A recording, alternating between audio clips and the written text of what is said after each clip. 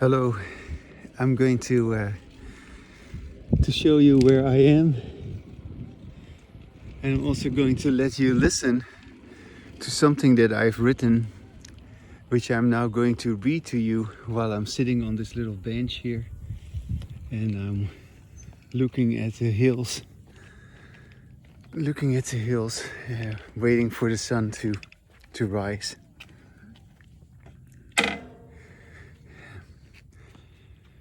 Yeah. It is a wonderful, quiet, early morning. Hello. Hey, hello. How are you? Hey. He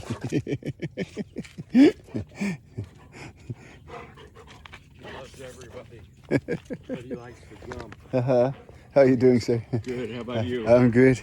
Sorry about this. No, you're good. You're good. No problem. I like your dog.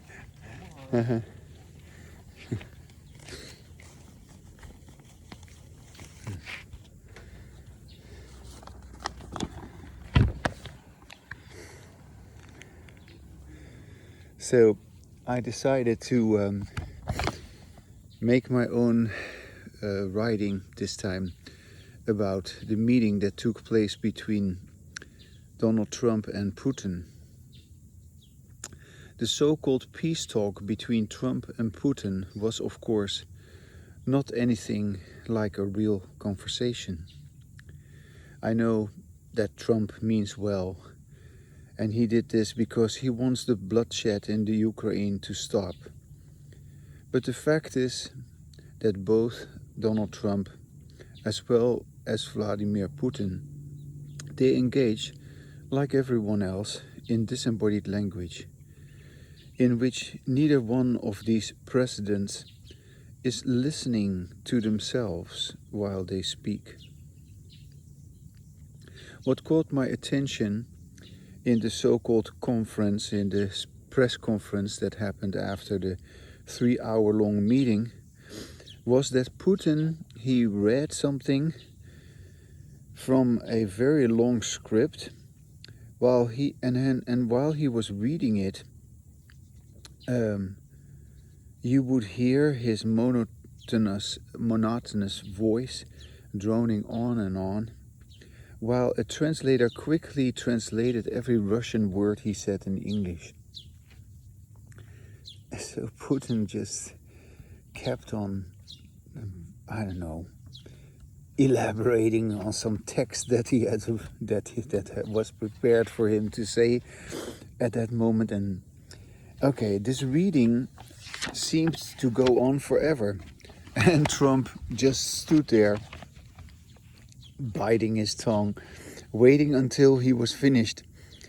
Putin's so-called statement was merely, of course, to show that he wants to be admired and that he wants to be important and that he can make everyone listen to his utter garbage. Trump, on the other hand, does what he can to mediate some kind of a deal, which of course depends entirely on what is going to happen between Zelensky and Putin.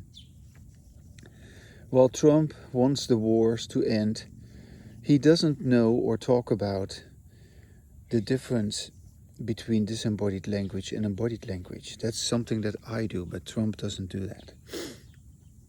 So let's just pause here for a moment and reflect on the fact, without being angry or upset or even impolite, that the leader of the free world, Donald Trump, he doesn't listen to himself while he speaks, regardless of his obviously good intentions.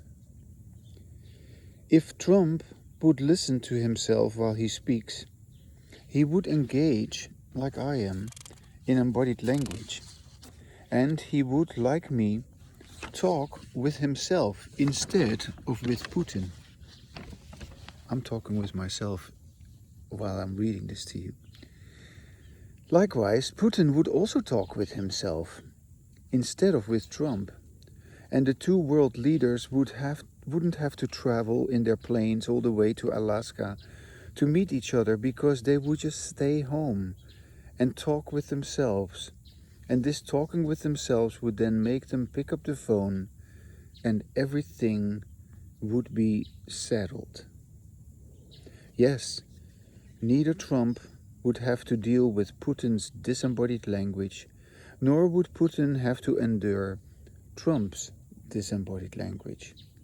In other words, the real conversation between these two leaders wouldn't be more of the same disembodied language. No, it would be embodied language.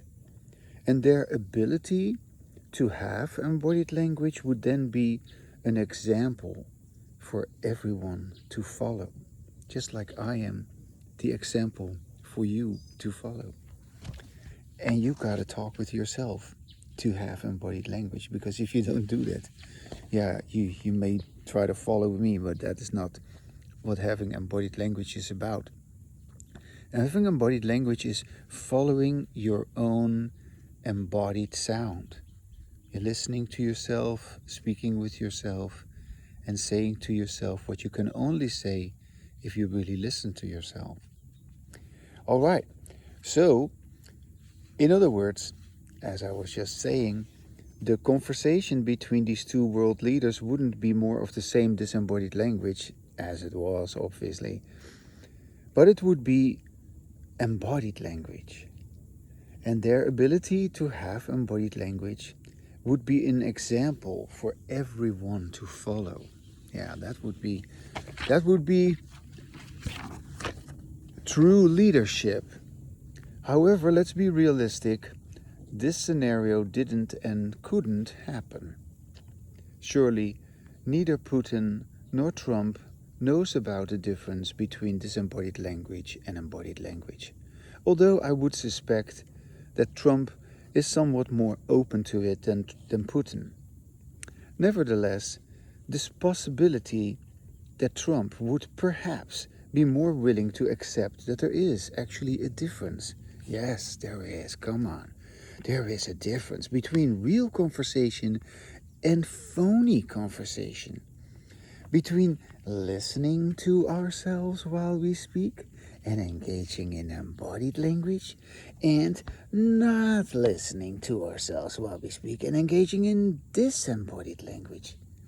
But let's just be realistic. This possibility that Trump would perhaps be more willing to accept that there is this difference, that isn't making any difference with regard to stopping disembodied language and having embodied language. So yes, even though I can truly say that I believe that Trump would be probably a little bit more open to it, it makes no difference at all. What I'm saying is that both men inadvertently, unknowingly engage in disembodied language because they don't know that they are having disembodied language, and therefore they cannot stop it and they cannot begin to have embodied language.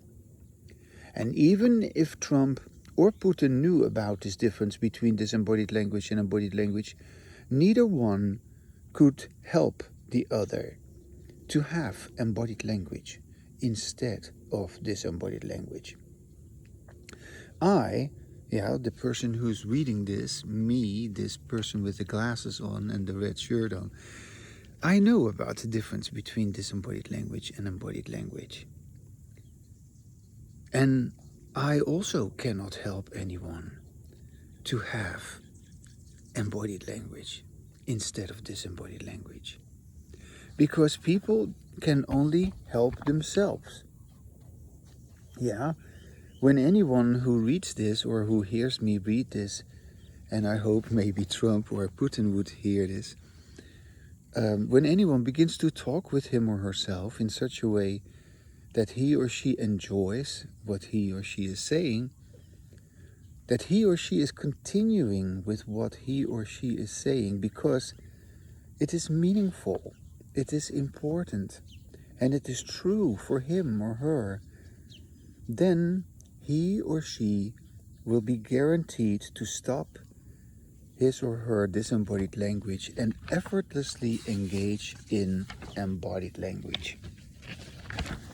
Trump and Putin are, like any other human being, oblivious about the difference between disembodied language and embodied language, and they can't help it.